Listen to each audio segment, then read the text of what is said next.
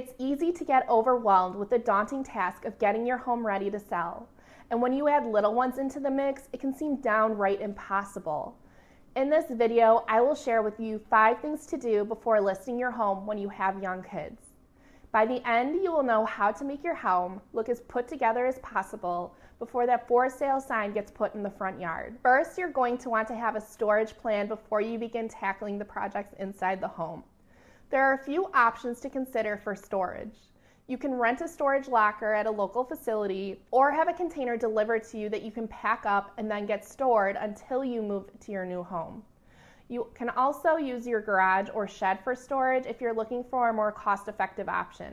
However, if possible, I do recommend renting an off-site storage unit to eliminate as much clutter from the home as possible.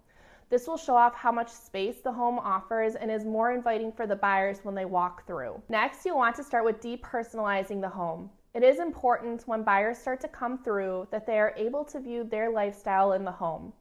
Not every buyer will have a family, be a couple, or have the same space needs that your family currently does.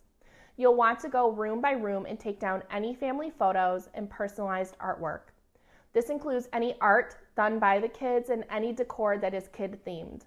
I know that there may be some emotional attachment to that beautiful mural in the nursery, or the kids may enjoy having their artwork displayed on that awesome art wall you created. But the reality is that not all buyers will have the same appreciation for those elements in a home.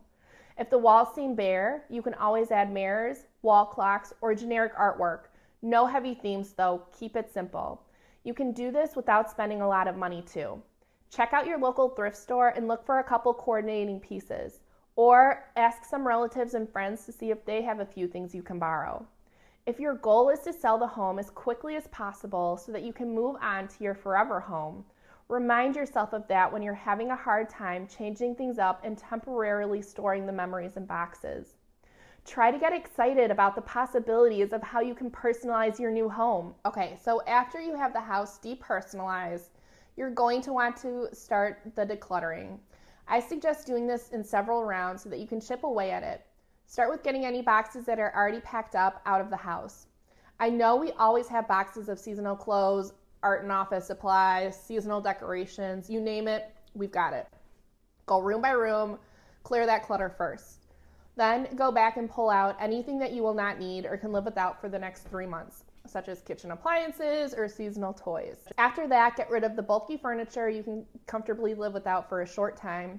Go through the kids' toys.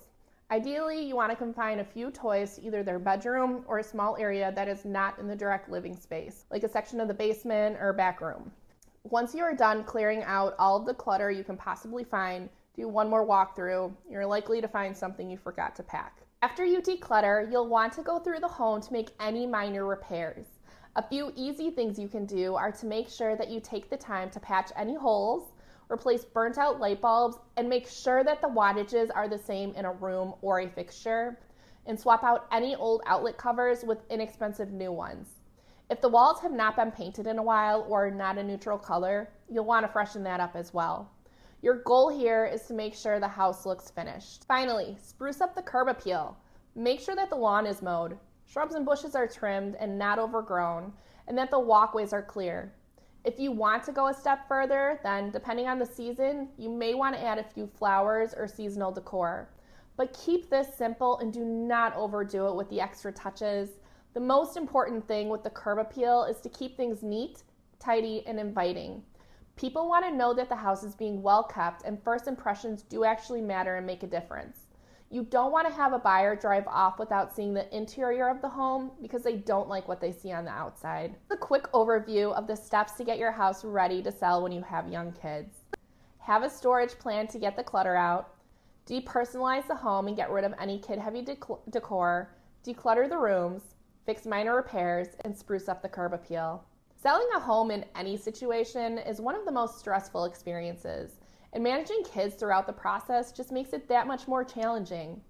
With some thought and a plan, you can get through it and into your forever home easier than you might think.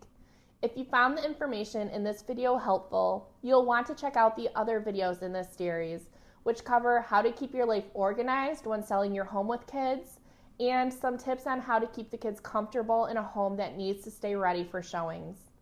As always, if you have any questions on this topic or anything else related to real estate in Chicago's southwest suburbs, please don't hesitate to reach out. I love living here and I'm happy to share more about what real estate and life is like in the area. Thank you for watching, and I hope to see you around.